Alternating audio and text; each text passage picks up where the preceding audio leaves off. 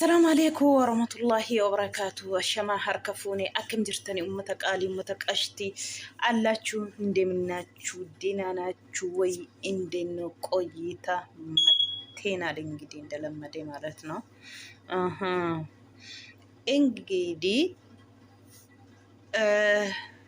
هرملان يلمنوتنا يا برام هيو تستويتي يالوت بترا قياري እየለመኑ ነው። ትናንትና ወደ የአብርሽ ወንድም እየለመናት ነው ሀርሜላን። ዛሬ ደግሞ የሩታ ኢት እየለመነች ነው። ምንድነው አንቺ እንደዚህ ማረግሽ? እነሱ ህይወት ውጪ፣ ነገ ምን ይገጥምሻል? አንቺ አታይቅም። ለምንድነው አታስብም? ስላንከባከብሽ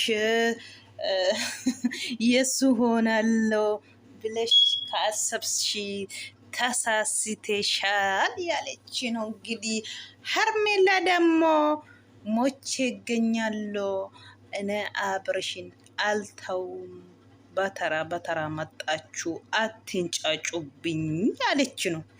ምንሽ ነው? ምን የሆናችሁ ነው? እንግዲህ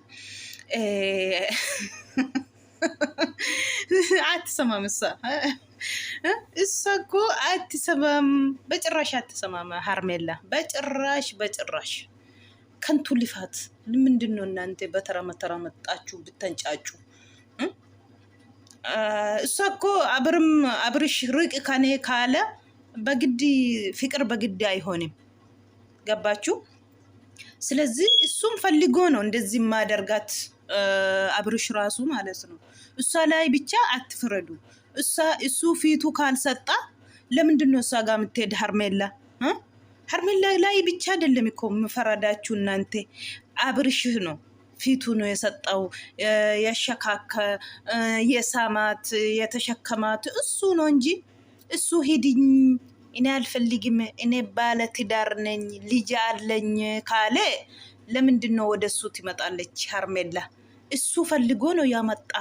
እናንተ ደግሞ ምን ላደርጊ ነው የምትሉት? ጊዜ ሀርሜላ ላይ ጭጭጫ አትበው። ከናፍዩ ጊዜ ሁንዳ ሀርሜላ እዩ ቶንታይኒ አብርሽ በርባዴ ትክስ ጎዳ ጅራ ሚቲሬ ዮ አብርሽ ፈኬኛ ፊ አኒ ነመ ትዳሪ ቀቡዳ ትዳሪ ኮ በርባዳ ኢልሞ ኮ በርባዳ ደምናራ የወጀዴ ኢሸኑ ግዲቲን ሲፋነንታ ጀቹን ደንደሱ ጃለሊ ግዲቲን እንጅሩ ጀቹ ኢፊሳ yeroo hunda ishee irratti taraatiin uftanii ishee irratti dubbachuu ton ta'in Abrish irratti illee dubbadha. Ishee bicha irratti miti. Ishee sirrii deemtee miti. Harmeella sirrii miti. Maaliif boru hansheellee hin beektu jechuudha. Tidaarii lamaan jidduu galtee akkas gochuun sirrii hojjette ton ta'in garuu immoo otonni fuuran laannee fi fuulan kenninee fi ta'e maal ijii dhufti isheen garasa. Otonni ani ilmoo koo barbaada. Haadha ilmoo koo barbaada jaartii koo deemi narraati otonni jedhee isheenin uftuu jechuudha. Isatu fuula kennee yoonni kolfee yoonni qaqqabee yoonni baate maalaa gooture Harmeella jaalala naqabee jette isheen. Otuman beekiin jaalalli naqabee jette maal gooture kam gochuu dandeessu? Ishee bicha irrattiin iyyinaa maleessin isa balleesse otonni ofirraa fageesse otonni hin barbaadu. Bakka asuma irratti haa dhaabatu hankeefan kootonni jedhe lammaffaa sin deebitu isheen. lammaffaa dhugaa rabbii dubbachuuf. Kanaafuu isatuyyuu barbaadee jira jechuudha. Kanaaf ishee bichaa irratti otoo hin taane isa irratti illee hojjedha. Egaa akkuma argitan eengadda kana kaleessa obboleessi Abrish taraasaa inni illee gadi bayeeyyuun beeku kaameraatti argina hin beeknu obboleessa jedhanii innis taraasaa gadi bayee jireenya kee keessa boru hansi gaxxamuun beektu waan sitti dhufuun beektu gizee jireenya namaa keessa galtee akkas gootu maal sitti fakkaata maaliifii balleessa irratti balleessa dabaltaa mee dhaabadhu laalii wanta kana otoo siitee otoo mataa keetee akkam goota kana isaa ishee amaruutaa irra gahee jedhee afaanuma gaariitiin ittiin haasaa ture jechuudha obboleessi Abrish eengaddaa kaleessa. Ani durayyuu wallolanii jiru eddee dhufee miti. Otoon hin dhufiin duratti wallolaniiru. Dhufee immoo itti yaaddee akkuma qalbiitti jaalalli irraa naqabee yoommoo itti deebitee iyyuu nan dhiisa jennaanii isheenis sobdii isatti deebi'uun barbaaddu. Ani maal godhee jettee deebisaaf deebistee jechuudha. Kanaafuu ammaan qabiitii balleessa irratti balleessaan dabaliini jidduu isaaniitii bahii jedhee afaanuma nagaatiin ishee gorsee jechuudha.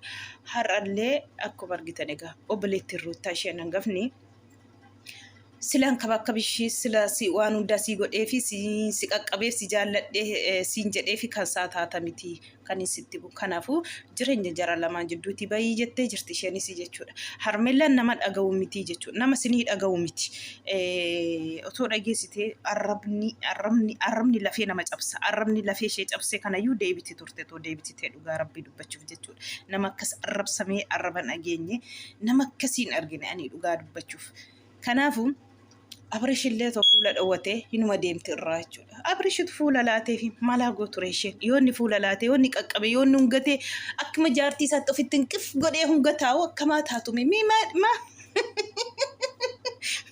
mi akkamaa taatu mucayyoon dhugaa rabbiiti bara. Akkuma nama jaartii isaa wajjiniin jirutti akkuma nama jaartii isaa hungataa jira qaqqabee maddii ishee kana. Xuruuttiin kabakkabaa jira malaa guuture isheen jaalala keessa galteen bara yaa miskiina walla walla nakkasiiti egaa kanaafiyyuu maal godhi jettu meessi nama Abrish irratti xiyyeeffadha. Abrishiin fuula dhowwadhu jalaa maqi ilmoo kee guddifadhu jaartii keetti deebi'i jedhaa malee yoo amma fakkeenyaaf har'a Abrishiin gorsitanii Abrishiin deebi'e Ruuttaan achii waa biraa hojjettii jechuudha. Yoo asii Ruuttaa gorsitanii Abrish achii waa biraa hojjetaa jechuudha. Wal jala darbe hundumtuu yeroo hunda kana otoo tawaabdanii otuma iyyitanii lafatti hafuuf jirtu taraa jechuudha. Ji'a meeqa deema waggaa meeqa kun nama jarri nama dhaga'u miti maal gootume tawaabdanii bara miskiina walla ana kana maal godha mara. Kanaafuu kuni jallaaftu isa guddaa birattis isa xiqqaa birattis hin saalfattus. A'uuzu billah amma akka jettu obboleessa Abrishii ani koo duraanuu wal lolanii jiru gizeen dhufe.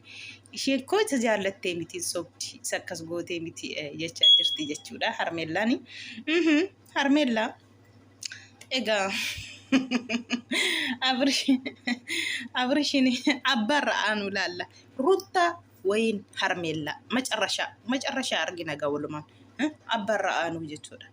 Abbaa ra'aanee kan isaa godhatu laalla walumaan amma girgirriima jechuudha.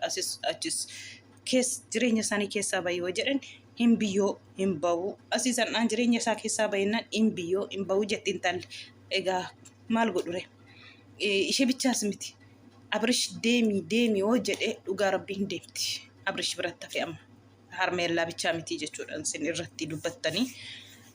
Waan akkasiitii yaa ummata qaalii yaa ummata qashtii egaa akkuma argitanii sixoota har'a sixoota haadha nama haadha isaa jaallatu nama haadha isaa kabaju yoo maqaa haadhaadhaan himimmaan akka bishaanii irra hin gala'u kennaanii footoo haadha wajjiniin kennamee fi gammachuu dhugaa rabbii yaa Allah nama haadha isaa kabaju nama haadha kan taate haadha isaa kabajuurrallee dubartii hundaa nama kabaju nama bakka namaaf qabu dubartiif akkasitti kennamee fi footoo haadha wajjiniin gammachuu fudhatee akkasumatti ija keessa ilaala miskiina walla ayya harmee keellee rabbiin umurii si ayresu siinillee jiraadhu harmee kee niyyaa kee waggaa meeqaanillee harmee kee bakka geesse waan niyyatte hundaanillee aara galfatteetta ammallee aara galfisiifaa kennu jenna buriyyee baay'ee tokko namatti tola.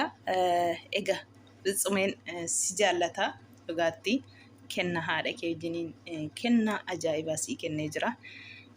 Waliin umurii dheeradhaa siniin jenna. Tsumeenis egaa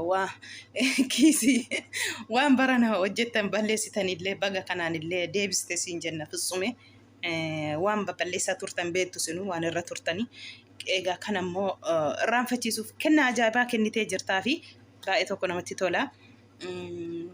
Akkuma waan miskiina walla gizee wayii haadha dubbatanii mimmaan ijarra ngalaadha dhugaa rabbii yeroo hunda kana nama haadha ofiillee haadha namaallee dubartii kan taate kabaju kennaan akkasitti kennamee fi akkas godhee ilaala wal fuudhee miskiina walla waliin umurii sinaa dheeressu jenna.